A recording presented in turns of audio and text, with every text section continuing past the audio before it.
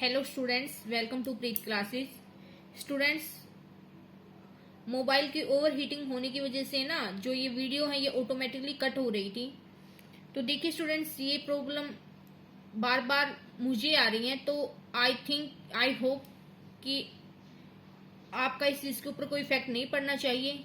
आपको सिर्फ और सिर्फ फोकस करना है क्वेश्चंस की तरफ, अपने कॉन्सेप्ट क्लियर करने की तरफ।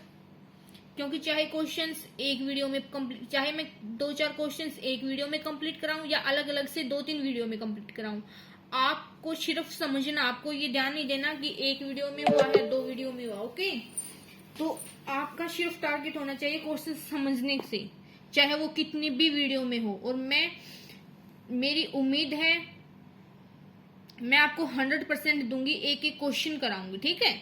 तो चलिए, जो क्वेश्चन 4th है वो जस्ट प्रीवियस वीडियो में कंप्लीट हुआ, जिसमें मेरे हिमान की जो प्रेजेंट एज है वो हमारे पास 7 आई थी। तो अब क्वेश्चन 5th वो क्या है, in a class test the sum of Shefali's marks in mathematics and English is 30।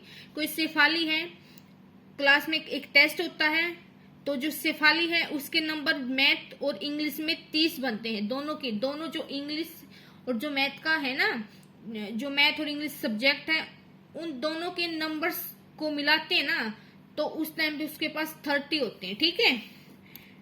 Had she got 2 marks more in mathematics and 3 marks less in English. अगर उसके पास है ना, जब हम न्यू की बात करें कि भी उसका, मान लो कि हम उसके अलग अलग की बात करें, तो हमें पता चलता है कि मैथ में ना 2 नंबर ज्यादा है और इंग्लिश में 3 नंबर कम है। इस तरह से प्रोसीजर है कि जो सेफाली है वो मैथ में तो मान लो कि एक्स है, ठीक है, एक्स क्या है 30 है, कि एक्स हमने वो मान लिया कि सम है। वैसे तो जो क्वेश्चंस करेंगे वो मानेंगे कि जो मैथमेटिक्स, जो इंग्लिश में जो सब्जेक्ट्स, जो मैथमेटिक्स जो इंग्लिश है उसमें 30 मार्क्स हैं। तो बाद में हमें स्टेटमेंट्स के अकॉर्डिंग, क्वेश्चंस के अकॉर्डिंग पता चलता है कि मैथमेटिक्स में तो 2 नंबर ज्यादा और इंग्लिश में 3 नंबर कम है। तो the product of their marks would be have been 210। तो अगर दोनों का प्रोडक्ट करें, जो मार्क्स आए हैं दोनों सब्जेक्ट में, उनका प्रोडक्ट करें तो वो 210 है। तो find her marks in 2 subject. तो दोनों सब्जेक्ट में अलग अलग से कितने नंबर आए, हमें उनके बारे में डिस्कस करना है। तो वही आ गया ना कि फर्स्ट संख्या और जो सेकंड संख्या उनका सम 27 है। एक इस टाइप का क्वेश्चन हमने किया था, पता नहीं तो वो सेकंड चैप्टर में किया, आई थिंक सेकंड में ही किया था। ओके, तो जब सम दे रखा हो कि नहीं 2 चीज का, तो उस टाइम पे हमें क्वेश्चंस को कैसे लेट करना है कि मार्क्स ऑफ मैथमेटिक्स, मैं मैथ लिख लो, आप पूरा लिखना, प्लस के मार्क्स ऑफ इंग्लिश वो कितना है 30। तो लेट कर लिया, एक का लेट कर लो, चाहे मैथ के मार्क्स को लेट कर लो, चाहे इंग्लिश के जो मार्क्स है उनको लेट कर लो। मैंने मैथ के कर लिया लेट, मार्क्स ऑफ मैथ क्या कर लिया x। तो देन क्या मिला मेरे पास, ऐसे लिख सकते हैं ना, x प्लस के marks of English is equal to 30। तो यहां से मेरे पास क्या आया कि जो इंग्लिश के मार्क्स है ना वो कितने मिले, 30 माइनस के x। इस टाइप के क्वेश्चंस को ऐसे करना है कि जब एक के x मान लिए तो दूसरा जो सम है ना उसमें से माइनस हो जाएगा, वो दूसरी की वैल्यू आएगी। ओके, अब देखना, according to first condition, 2 condition है ना इसमें। फर्स्ट कंडीशन में क्या है कि अगर मैथ में 2 नंबर ज्यादा आ जाए, मान लो स्टार्टिंग में x थे तो अब 2 नंबर ज्यादा हो गए, तो क्या बनना है हमारे पास total marks of math. According to first condition, marks of math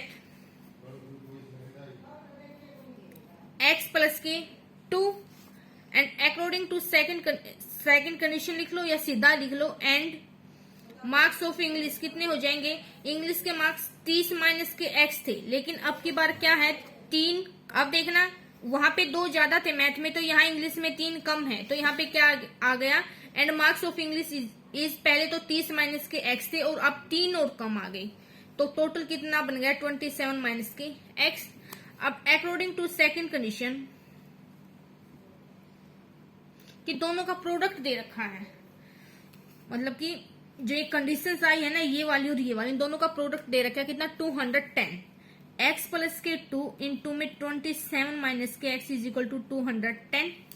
इसको सोल्व करेंगे। स्टूडेंट्स एक बार फिर से रिकॉल कर रही हूँ कि स्टेटमेंट्स को एक या दो बार जरूर पढ़ा करो, ताकि उसमें से आपको कुछ न कुछ, अगर स्टार्टिंग में 50% आउटपुट मिली है ना, तो दोबारा पढ़ोगे ना उस चीज को तो आपको 100% पक्का आउटपुट मिलेगी। ओके, तो चलिए अब हम इसको सोल्व करो। कितना बना 27x माइनस के एक्स स्क्वायर प्लस के 54 माइनस के 2x इज इक्वल टू 210। तो देखना ये 27x और ये 2x है, तो कितना बन गया 25x माइनस के एक्स स्क्वायर प्लस के 54 इज इक्वल टू 210। तो अब इसको पूरे को उधर ले जाओ, तो क्या बना एक्स स्क्वायर प्लस माइनस के, ये प्लस का ना, तो माइनस के 25x और प्लस के 210 माइनस के 54 इज इक्वल टू 0। कंफ्यूज नहीं होना, सिर्फ या तो बोलो कि आप माइनस कॉमन ले ले, या बोलो कि ये वाली पूरी टर्म्स है ना, इसमें जो फर्स्ट टर्म्स एक्स स्क्वायर की थी ये इधर नेगेटिव की थी, तो उधर लेकर चले गए तो पॉजिटिव की बन गई। ठीक है, तो क्या बना एक्स स्क्वायर माइनस के 25x प्लस के, जब 210 में से चमन को माइनस करेंगे तो क्या बचेगा 6, 5 और 156। ओके, तो सेम प्रोसीजर आप यहाँ पे कंप्लीटिंग द स्क्वायर का मेथड्स भी यूज कर सकते हो, या आप क्वाड्रेटिक फॉर्मूले का भी, या बोले कि आप फैक्टराइजेशन मेथड का भी। तो फैक्टराइजेशन मेथड से क्या बनेगा हमारे पास कि a और c, यहाँ पे आप लिखना कि comparing the equation second with ax plus के ax स्क्वायर प्लस के bx प्लस के c is equal to 0, we get a is equal to 1, b is equal to minus के 25 and c is equal to 156।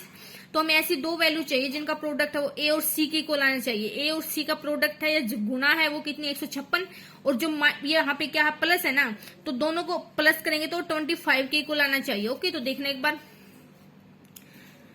तो 2 पे गया, 3 पे गया तो 13। ओके, तो क्या बना हमारे पास 12 और 13। ठीक है, 3 दूनी 6, 6 दूनी 12 और 1 13, 12 और 13 आ गए हमारे पास वो दो नंबर्स। तो हमने लिखना है then equation second can be written as x square minus के, ये वाला 12x प्लस के 13x प्लस के 156 is equal to 0, we get x square minus के 12x माइनस के 13x प्लस के 156 इज इक्वल टू 0। वही प्रोसीजर पहली दो टर्म्स में से कॉमन है, देन लास्ट की 2 टर्म्स में से कॉमन, x इंटू में x माइनस के 12। तो अगर हम ठीक चल रहे हैं तो यहाँ भी x माइनस के 12 आएगा दूसरा फैक्ट। ठीक है, तो देखना अब यहाँ बाहर क्या कॉमन आएगा, यहाँ पे x का जो मल्टीपल है प्लस का 1 है, और यहाँ पे x का जो मल्टीपल है वो माइनस का 13 है। तो यहाँ पे प्लस का 1 कब आ सकता है, जब बाहर हम माइनस के 13 को कॉमन लेंगे। ओके, तो देखना अब क्या बनेगा x माइनस के 12, सेम प्रोसीजर चला, x माइनस के 13 इज इक्वल टू 0। तो इफ x माइनस के 12 is equal to 0 then we get x is equal to 12, and if x minus के 13 is equal to 0 then we get x is equal to 13। तो हमने x को क्या माना था students, जो मैथ के मार्क्स थे वो लेट किए थे ना, तो दोनों क्या है पॉजिटिव वैल्यू, अगर नेगेटिव होती तो हम रिजेक्ट कर देते कि मार्क्स कभी भी नेगेटिव नहीं जाते। तो यहाँ पे पॉजिटिव है तो केसेस बनेंगे। ठीक है, case first,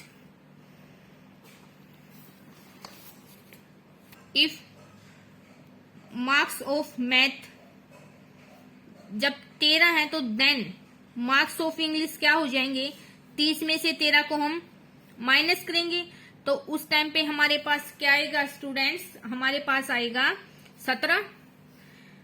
case second, if हमारे पास x की दो वैल्यू आई है ना 12 और 13, इफ मार्क्स ऑफ मैथ जब हमारे पास 12 है देन मार्क्स ऑफ इंग्लिश क्या आएगी हमारे पास 30 माइनस के 12 इज इक्वल टू 18। तो ये चीज है, ये आ गया हमारे पास answer. Okay students, I hope it is clear. तो चलिए अब हम करते हैं question 6। The diagonal of a rectangular field is 60 metres more than the shorter side. कि कोई रेक्टेंगुलर एरिया है, उस रेक्टेंगुलर की जो छोटी साइड है ना, छोटी साइड है, द डायगोनल जो उस रेक्टेंगुलर का जो डायगोनल है ना वो 60 मीटर ज्यादा है उसकी छोटी साइड से। किसके ऊपर डिपेंड हो गया डायगोनल, छोटी साइड के ऊपर। If the longest side is 30 metre more than shorter side, और उसकी जो बड़ी भुजा है ना रेक्टेंगुलर की क्या होती है, लेंथ एंड ब्रेथ होती है। ब्रेथ को हम लेट करते हैं कि उसकी छोटे वाली साइड है और लेंथ उसकी बड़े वाली साइड है। ठीक है, एक उनका डायगोनल हो गया। तो जो डायगोनल है, जो उसकी बड़े वाली जो लॉन्गेस्ट साइड है वो किसके ऊपर डिपेंड है, शॉर्टर साइड के ऊपर। ठीक है, तो देखिए हमें क्या चीज फाइंड आउट करनी है, साइड्स ऑफ ए फील्ड। उस फील्ड की फील्ड कैसा था, रेक्टेंगुलर, इट मींस हमें length and breadth find out करनी है। तो चलिए क्वेश्चन 6 क्या बोलता है, नहीं समझ आया तो अब मैं इसको सोल्व करूंगी तो आपको अच्छे से क्लियर हो जाएगा। देखना, ये कोई भी रेक्टेंगुलर हुई, ठीक है, ए बी सी डी कोई भी क्या ले ली, रेक्टेंगुलर फील्ड, ठीक है। इसकी जो एडी है ना, वो हमने एडी छोटी होगी किससे, ए बी से और डी सी से। रेक्टेंगुलर की आपको प्रॉपर्टी का पता होगा कि जो अपोजिट साइड्स होती है ना वो इक्वल होती हैं, मतलब A B is equal to C D. Extra है ये, ठीक है, आपको पता होना चाहिए। ए बी है वो सी डी के इक्वल होते हैं, ए डी है ना वो बी सी के इक्वल होता है। कि in rectangular opposite sides are equal and each angle is 90 degree. हर एक एंगल क्या होता है, 90 डिग्री का, ठीक है। तो अब सारी चीज किसके ऊपर डिपेंड है, शॉर्टर साइड के ऊपर। तो हमने लेट कर लिया, लेट अस शॉर्टर साइड क्या होगी, वो एक्स मीटर, ठीक है, मीटर। तो ये हमने मान ली कि जो एडी है ना वो एक्स मीटर है, या लिखना आप that is AD is equal to x metre, ठीक है। सो अकॉर्डिंग टू कंडीशंस के अकॉर्डिंग क्या हो गया कि जो उसका डायगोनल है, डायगोनल क्या हो गया, या तो आप बीडी मान लो या आप एसी मान लो, ठीक है।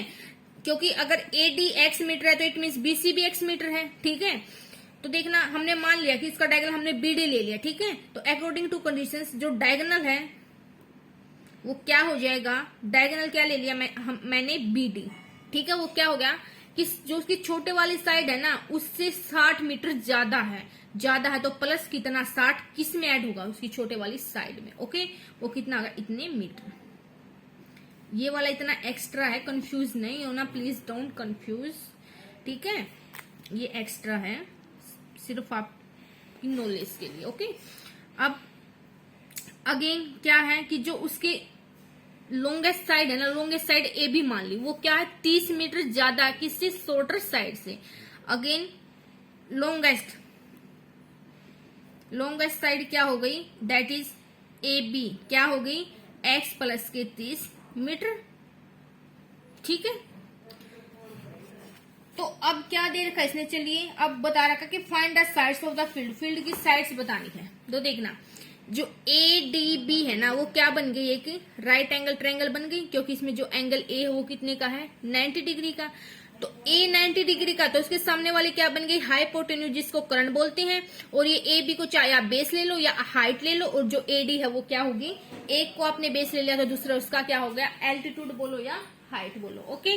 तो देखना, since triangle A D B is right angle triangle,